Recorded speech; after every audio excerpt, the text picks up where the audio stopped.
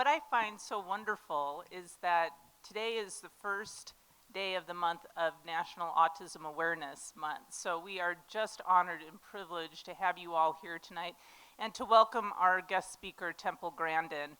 Most of you know Temple, but I'm going to give you just a brief introduction for those of you who may not be aware of all the wonderful accomplishments that she has. Dr. Grandin is a professor at Colorado State University, best-selling author, speaker, and consultant to the livestock industry on animal behavior. According to The Economist, she is a star in two seemingly separate firmaments, animal welfare and the understanding of autism. Defying expectations that autism would prevent her from living a productive life, Dr. Grandin has enjoyed an amazing and inspiring life, which has been featured in major media programs and the HBO movie. She earned her bachelor's degree in psychology and a master's and PhD in animal science. She has taught courses and consulted on livestock behavior and facility design around the world, and her designs are found in livestock facilities in the US, Canada, Europe, Mexico, Australia, and New Zealand. So she truly is international.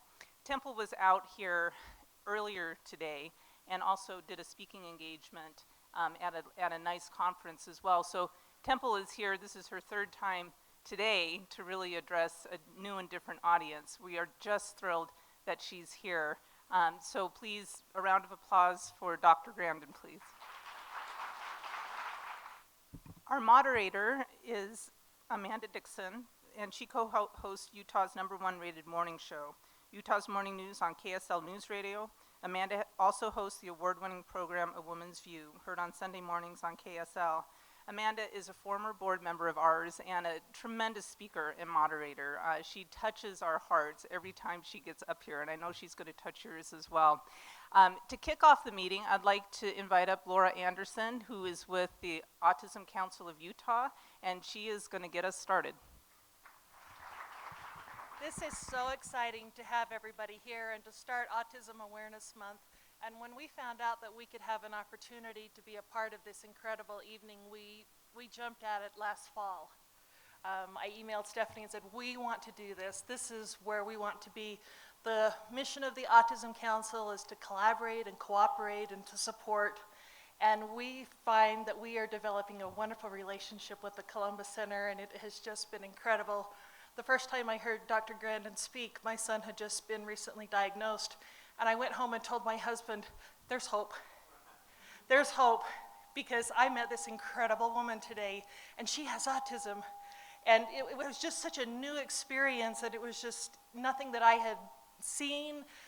The words were so eloquent, and I just thought, you know what, there is hope here, and she has inspired me, and she has taught me that people are different, not less. So on behalf of the Autism Council of Utah, we thank you, Columbus Center, for being a part of this evening, and welcome. Before we get into the question and answer, we have Stephanie Mackay, our Chief Innovations Officer at Columbus, and she's going to tell you a little bit about what's coming up at Columbus, which is quite innovative, and we're very proud to introduce to you our Next Work program. So thank you, Christy, and Temple, thank you for being here, and Amanda. I'm not going to talk very long because I know you're all here to hear Dr. Grandin, but I did want to keep going through. There's one, keep going. There, oh, back one, back. So we wanted to make an official announcement tonight. We've been working on this for a couple of years, but we've recognized that in Utah, with such a high rate of autism and so many people living along the Wasatch Front and so much need, that Columbus really wanted to take a leadership role in trying to provide some sort of services for those with autism, especially young adults, because we know they're really at the highest risk once they leave public school. They face the service cliff. It's something that you're all very familiar with, I'm sure, as family members. And so we have been so blessed with an incredible board, donors, and partnerships that we are going to officially be launching our Next Work program. And we're going to be partnering with two just the most remarkable partners as well. Neuroversity with the University of Utah, we met up with them a couple of years ago, and they have this great program, pre-vocational, social skills, incredible curriculum, really targeted for young adults. We're going to be partnering with Specialist Sterne. If you haven't heard of Specialist Sterne, it was started in Denmark by a social entrepreneur named Torkel Sone. He's been out here a couple of times, and Utah is going to be one of the places that he launches Specialist Sterne in the United States, but he's worldwide right now and making incredible inroads in the high-tech industry and getting people placed. He's working with Microsoft and SAP and all kinds of major corporations that really have strong initiatives now to hire people on the spectrum. So we are just so thrilled. For us, really, this is a program, this is a partnership, this is about bringing people together. And then the highlight of this for me that we've been working on for a number of years is, I know it's kind of hard to see in the back, but we're also going to be building the hub of opportunity just down here on the track station. It's going to be a mixed-use building with housing and workspace, and we're going to have a special area dedicated just to working with young adults on the spectrum. We're going to have a live-work facility there. We're going to really target the high-tech industry to find our referrals, get people trained, and get them out there in the workplace. So I think Utah's ripe for this. We're one of those states where when people want to make it happen and they're doing it for themselves and for their neighbors and their friends, then it really does happen. So we're so excited about the partnership. We're thrilled to have Dr. Grandin here because she really is just an icon and for everybody, and really gives us inspiration about how we can change the world. And it's one person at a time. So we welcome any questions afterwards. This is in process. You'll probably see and hear more about it over the next 12 months or so. But it's been a great team effort, and it's a great community effort, and it's a great worldwide effort. A year ago, I was in New York with Torkel Sone at the UN, and the Secretary General and his wife were there for International Autism Awareness Day, and it was really amazing to see that the whole world is coming together to make a difference and really recognize that difference is the right thing. So anyway, with that, I would like to turn it over to Amanda Dixon and Dr. Grandin, if you want to come up on stage. I want to say that it's an honor to be here and to meet you, Dr. Grandin, and I have so many questions, but I wondered if you wanted to make an opening statement and just share. Oh, all right. Let me ask you this. I know that early diagnosis is important, and you've talked about that, but how do you balance that with the fear of labeling being a problem? I think the most important thing, you've got 2-year-olds not talking, you need to do something about it and do it right now. And on the little kids that are not talking and a lot of strange behavior, what's important is working on that kid now, not the label. The worst thing you can do, kids that are not talking and doing strange behavior, is to do nothing. You've got to get 20 hours a week, teach them turn taking, teach them words, keeping them engaged. And you can start out maybe kids spinning a penny, well then make up a game of spinning a penny. You've got to engage these kids. Don't want them just sitting in a corner. And on the little ones, the treatment's pretty much the same, regardless of what the label is. I'm going to just call it, not talking, and a lot of strange behavior, a lot of tantrums and things like that. You better get working on them and working on them now. And my book, The Way I See It, that they've run out of back there, they're a real good book to start with. A lot of little short chapters. What do you wish parents knew more of or acted more on than they do? There needs to be research on sensory problems. How to desensitize them. Some of the research I've seen, loud noise can activate fear circuits in the brain, which is like really awful. Ways to desensitize sensory issues. That would be one of my #1 areas for research, because sensory issues can lock people out of a lot of social events and jobs. Now, sometimes sensory issues can be desensitized if the person has the control over them. Okay, like maybe the kid wants to wear a headphone all the time to block out the sound. I said, okay, you put that headset around your neck. It's there if you need it. What you want to try to do is not use it. And gradually, but you have it there if you absolutely have to have it. See, that gives the kid control. And you know, I had a lot of ABA type of stuff done with me. Fortunately, my mother took me to a neurologist who recommended a speech therapy school that 2 teachers had in the basement. What any tips specifically for parents of adult children? My daughter is 26. Any tips specifically for us? Well, wait a minute. First of all, I have to know the level of what the level is. There's the whole problem is overgeneralizing. I've got to find out what your daughter is capable of doing. Okay, is she fully verbal? Yes.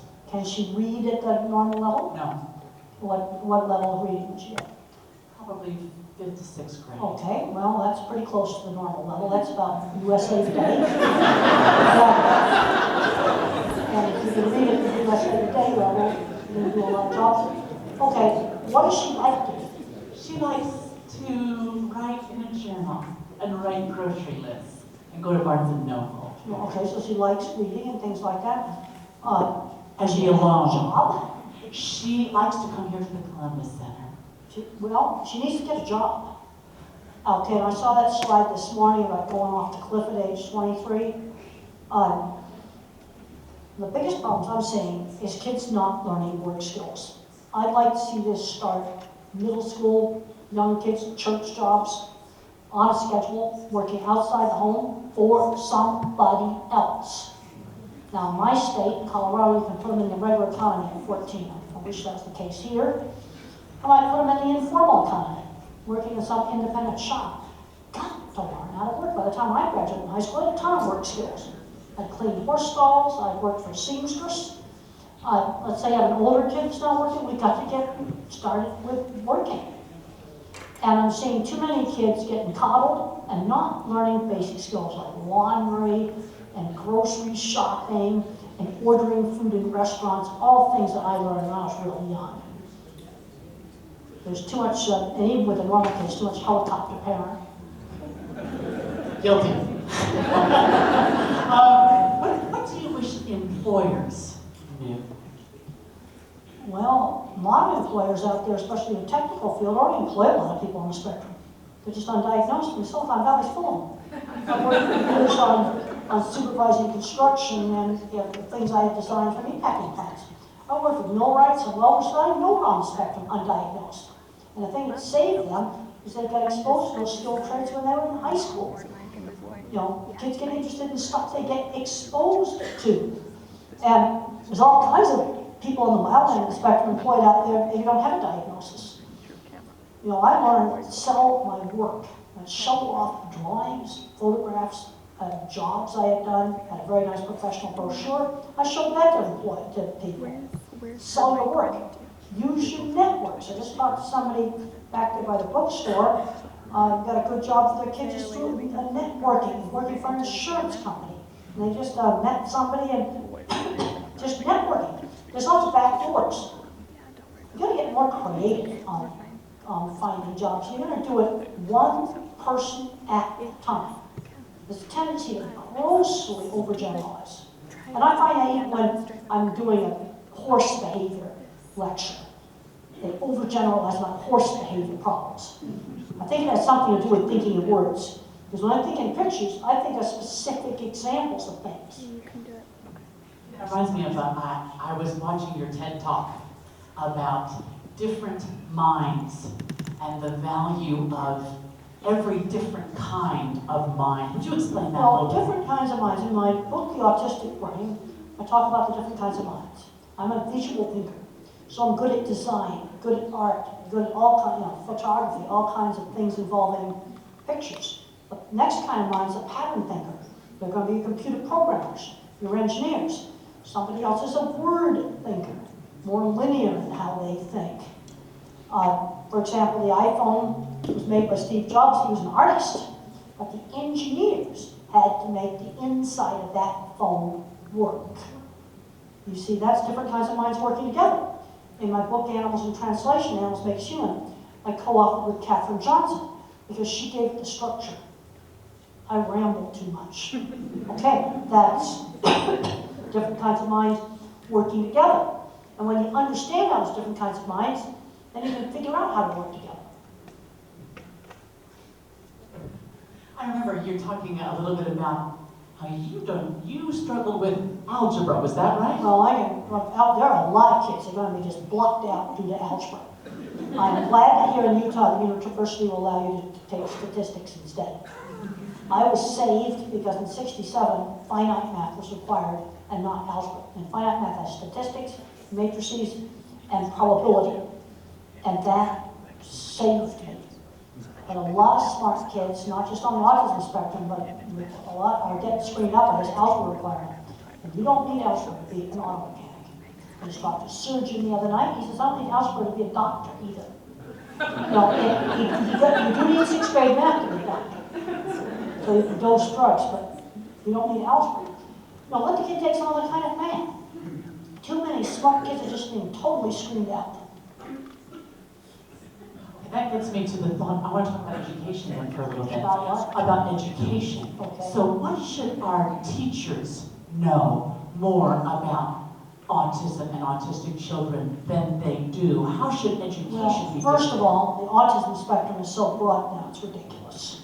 And I think one of the ways it got that way is when kids are little, the one that remains severe and the one you can kind of pull out of it look the same when they're really little. But then as you work on them, you get ones like me, or a computer programmer, or you have an Asperger's with no speech delay. They'll be about the same level. They have a moderate, middle level, get some speech, and then you have some much more severely involved. And they require very different kinds of services. And people grossly overgeneralize on this. As a visual thinker, I'm seeing specific examples of the different types. I don't overgeneralize about this. Now, there's certain things that tend to be universal. Do not load working memory. Do not give them long strings of verbal instruction. That does not work. If there's a task that has a series of steps, write it down in bullet points on a pilot's checklist. You cannot emphasize that enough. Do not be vague. If social problems are made, you can't be vague, saying you're not a team player. You just got to pull them aside and explain in detail exactly what they did wrong. Because you got to train them like being in a foreign country. Did you always know you could do anything? Well, there's a lot of things I can do, and there's a lot of things I can't do. And algebra's one of the things I can't do. I tried computer programming, that did not work. But the kind of design work, and I've done carpentry work, there's a lot of things I can do. We need to be building up on the thing, on the area of strength. When I was in third grade, my ability in art was always encouraged. It's encouraged to do lots of different kinds of art. You got a kid's a little mathematician, let them do the harder math. We got to build on the area of strength. So think about what career could this person possibly be? I'm seeing too many kids getting addicted to video games, where the parent says, he's 18, I can't get him out of the basement. He's in a dorm playing video games. I've heard that in college counselors. This is a real problem. I have a new book, The Loving Portions, is not there, that I did with Deborah Moore.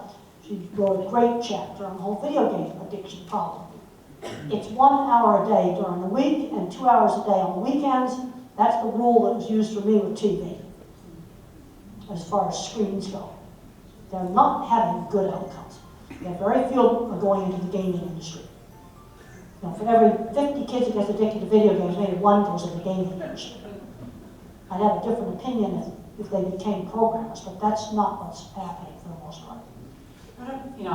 For my own daughter, sometimes her iPad is a calming technique. Well, it depends how much she's using the iPad and what she's doing on the iPad. She watches videos. All right, how much video watching is she doing?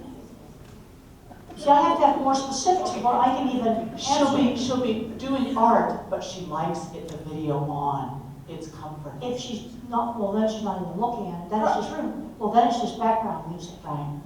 And then you can probably put a piece But of if paper you take it away, well, maybe probably a piece of paper over it. If she's not looking at it, then, and she's actually doing something else. That's just like radio in the background. That's not getting hypnotized on the screen. What does she do when a video's playing and she's not looking at it? Art. She's good at art? yeah, she She's loves really good at art? art. She's really good at art. Well, have you put that art on your phone? Maybe her art's good enough to sell. But I won't know unless you show it to me. She may have art that's good enough to sell. I'll give you a little hint, leave the autism off of it. I never put autism on any of my cattle stuff. That's a great idea. You'll be seeing Laurel's art soon. You never know when you're going to sell a commission. Could you share any of your calming techniques? I think Well, that's for my me, benefit. deep pressure was very common, and that's why I built my squeezing machine. Another thing, exercise is helpful. Other people do mindfulness training, you know, to help calm themselves down. You know, that can help. I talked to one person, she's kind of doing yoga, but she's doing it thinking about her favorite pleasurable activity in sports. You know, the most fun things she's done. Laurel sometimes gets stuck. I don't know if you've had this experience, but I just can't, I feel like I cannot get through to her, and she just won't budge for me. For on what? You see, what does she do? Give me a, She I will- only think in specifics. Specifics. She'll look at me and not say a word or move or talk, no matter what it is that I'm trying to get her to do. Well, what kind of things does she do easily, and what kind of things does she not want to do? She loves to go to Barnes & Noble. Okay, she likes to read. Right. That's why she likes to go to Barnes & Noble. Well, maybe a trip to Barnes & Noble is a reward Yes. for doing something that she doesn't want to do as much. Yes. You can use that as a reward.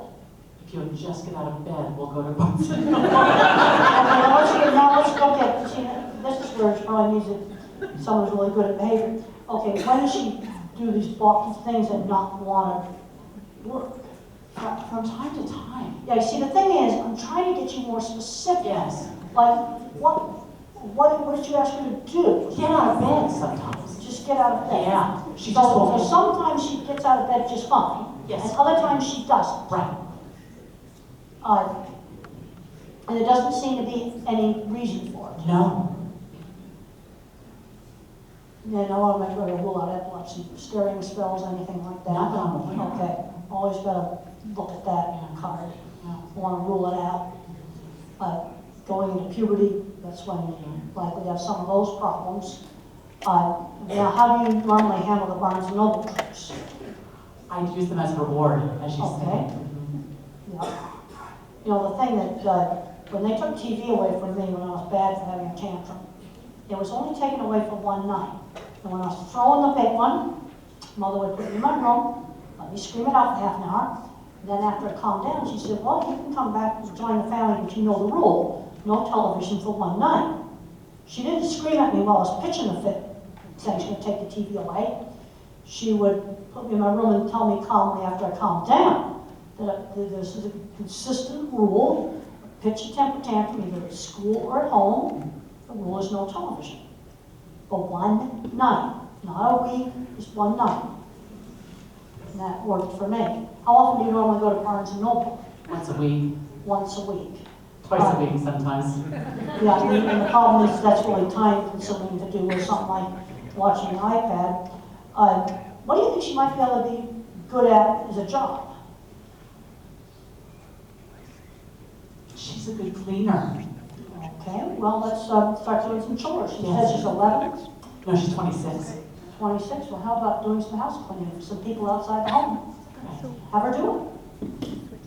It's important, I think, in a lot of cases on the job front, to get out of the home and do it for somebody else. You set it up with the neighbors. You just set it up in the neighborhood.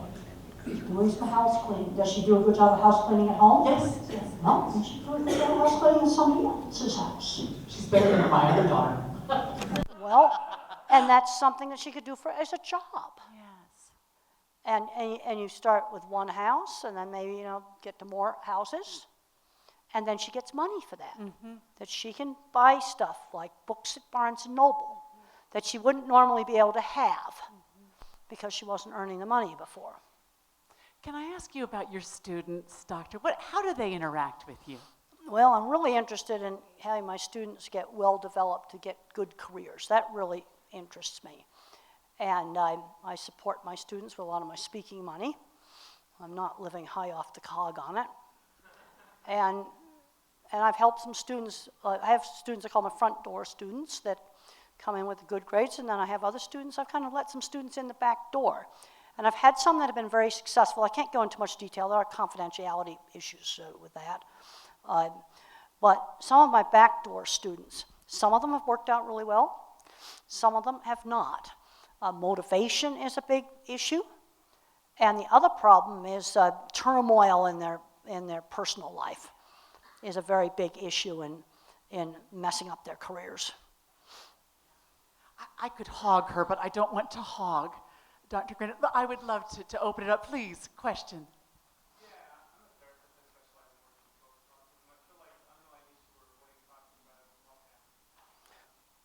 Well, for me, it was very simple. A meltdown was no television for one night. And the only exceptions were when I fell off my bike and cut a giant hole in my leg. I wasn't punished for that. And we went to the circus and they shot off cannons. That was noise sensitivity. They didn't punish me for that. But otherwise, the rule was very simple. A meltdown, either at school or at home, was no television for one night. And I was just put in my room until I screeched it out. And then after I calmed down, Mother would say, you know the rule, there'll be no TV tonight. It was all done very calmly, very uniformly applied. But Laurel's meltdowns will sometimes be followed by, she will not move from a public location. So I'm in a public place, she'll melt down and then won't move. And I don't want to have to physically manhandle her from a public location because I don't want to embarrass her. But I'll eventually, if she's there for 3 or 4 hours, we're in a public location, she won't move. Any tips there? Does that ever happen to anybody else? In a public location, won't physically move. I wonder if you just walked away and left her, but you stayed where you could still see her. Is that what you do? You just walk away? Yeah, just quietly walk away and leave her, but be hiding somewhere where you can see her. And I'm going to bet you she's going to get up pretty quickly. You would just stay where you can still see her. You might be only 50 feet away. I'm going to try that. Why don't you try that? Any other questions for Dr. Grandin? I don't want to hug her. Yes, please. Good question. Oh, there are some kids where things like taking gluten out of the diet helps, especially the ones that have digestive issues. There are some individuals where diets work, and there's others where it doesn't work. See, this is the problem. There's a lot of different subtypes, and some people, diets are helpful. You'll know if you try it for a month or 3 months, you'll know. It affects behavior, I'm sure. And she certainly has her favorite things. Any other questions? Yes, please.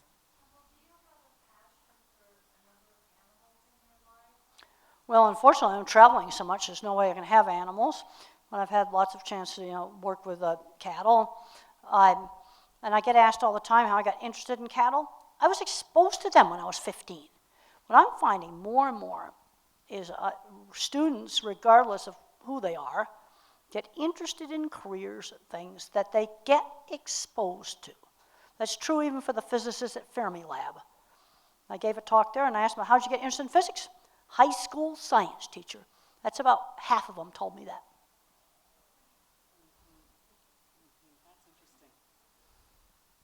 That's interesting. Another question? Please.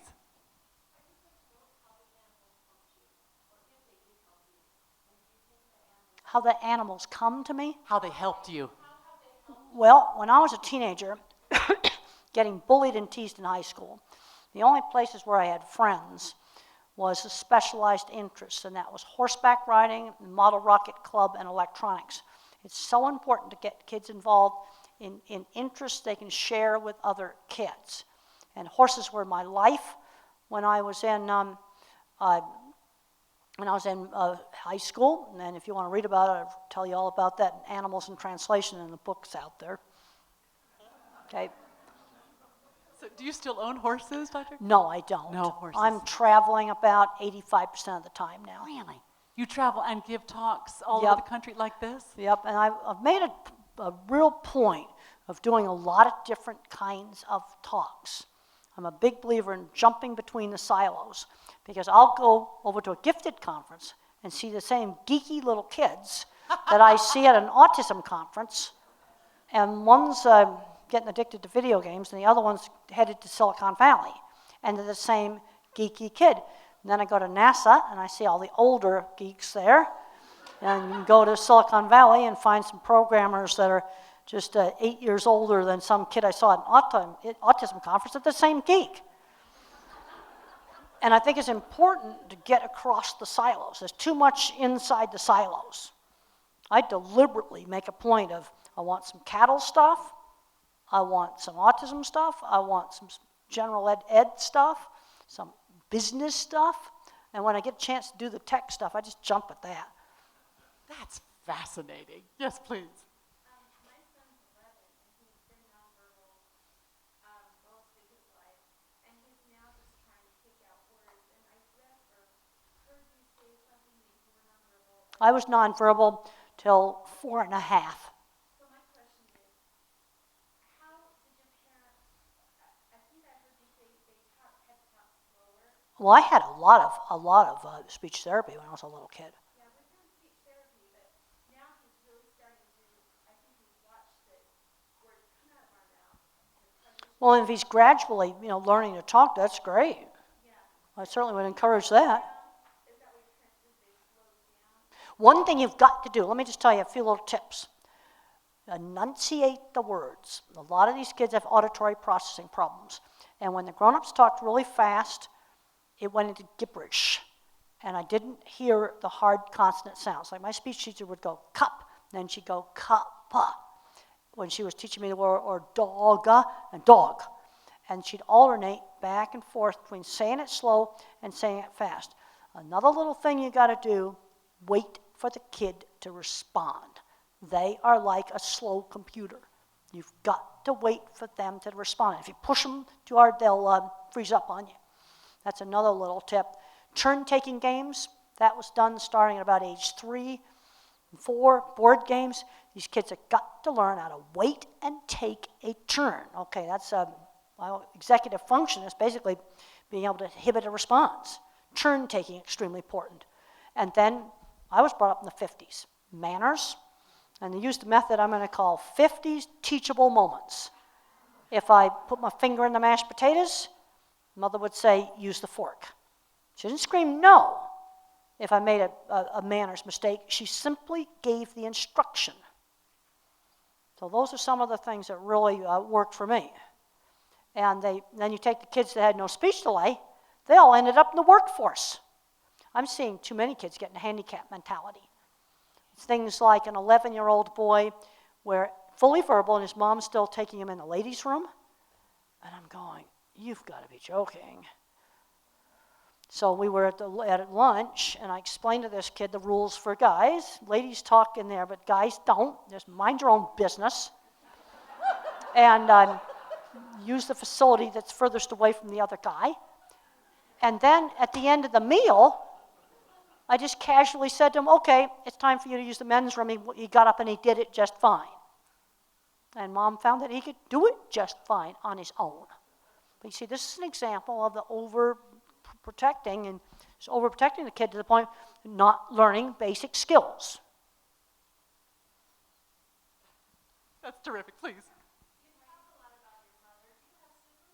Yes, I've got a sister that's a year and a half younger, and then I have another brother and sister that are 5 and 6 years younger. And, that can be hard on siblings. There needs to be a time, especially for the one that was a year and a half younger, time where the siblings get some quality time together to do some other stuff. Now, fortunately, by the time I was 5 or 6, we were able to do most normal activities. We could go to a movie just fine, go to a restaurant.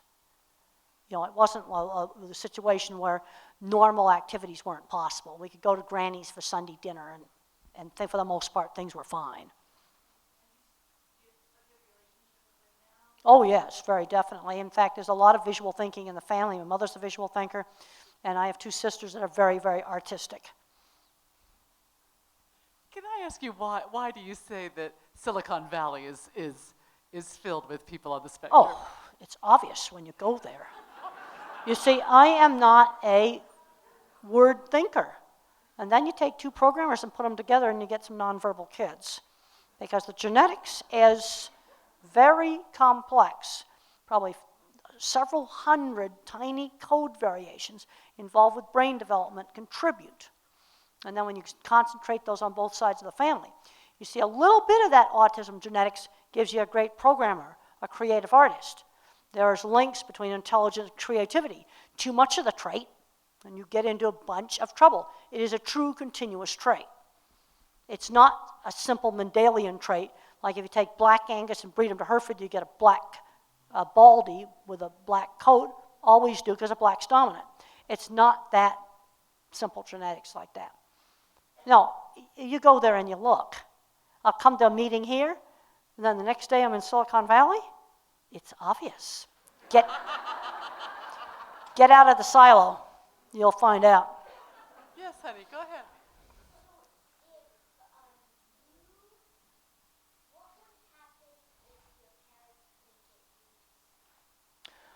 Well, if I hadn't learned to speak, I probably wouldn't be here now. You see, if you work on little kids really hard, a lot of in one-on-one, and I had that, some of them get to speak and some don't.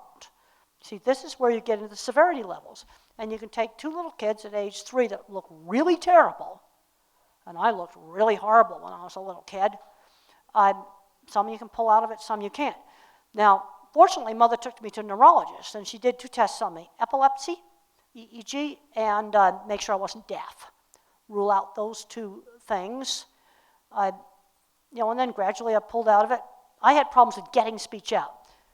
There's basically 3 ways that speech can be messed up. I had trouble with getting speech out because the bandwidth on the circuit was lower. Another problem is auditory processing. All the speech sounds like gibberish, and you'll get some people that remain nonverbal that make a lot of sounds, and it's all vowel sounds. And then you've got the ones that are echolele, yak out movie scripts, but they don't know what they mean. So then what you got to do is you've got to teach them the words have meaning. So they might use part of a movie, try to use it in a way to communicate. Don't shut that off.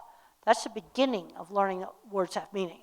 And then start off with food items and clothing items and things like that. Have them learn those first.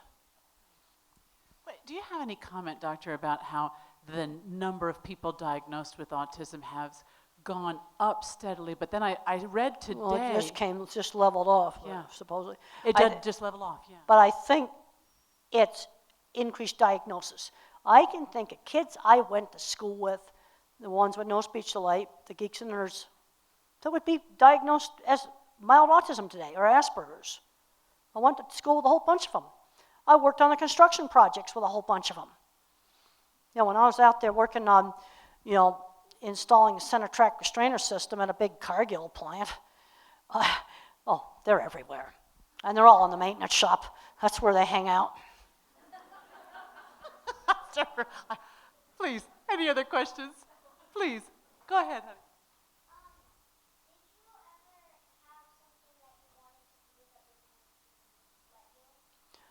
Great question. Well, there's some things, my parents always encouraged my ability in art. That was always encouraged. Now, one thing my parents didn't let me do was watch TV all day. And there's too many kids playing video games all day. And I agree with the parents. We need to be restricting that because I want to see kids have good outcomes. Get out into great careers, have a life. That's the important thing. Terrific question. Please, any other questions? Yes, please. What are your thoughts about being a parent and acting, being a parent of an autistic child, but acting as if that child is not autistic? It all depends about how severe the autism is. But for example, if I may use, You got to use an example. I would never hesitate for a moment to leave my child having her fit in the grocery store because I walk around and I'm sitting. Well, just take her out of the grocery store. I would do that. Well, she's 26 years old, and well, I can't lift her. And does she tend to just freeze up, or does she just keep throwing one? No, she'll throw the temper, and then she'll just freeze. And she's silent? Well,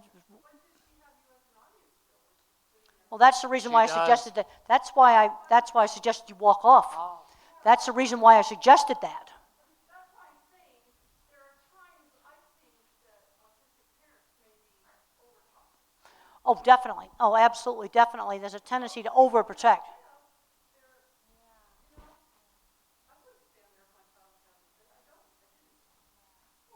You've also got to stretch these kids. You got to stretch them just outside the comfort zone. No surprises, no surprises. But you got to stretch them just outside the comfort zone. I can remember when I gave my first talk in a graduate school class and I panicked and walked out. So how to get better at talking in public? Doing it. And then there's a scene in the movie where I walked up to the editor and I got his card. I actually did that. And being party hostess at my mother's parties taught me how to do that. Brilliant. Yes, please, sir. For some, let's talk about horses. There are some autistic kids that are nonverbal. You put them on a horse, and the combination of the rhythm and the balancing, they'll say the first words. I have heard that over and over again. And for some individuals, riding horses is very, very beneficial.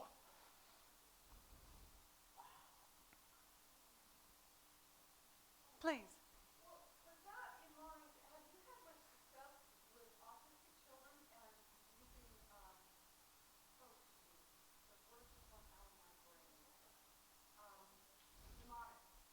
I don't know what mnemonics is.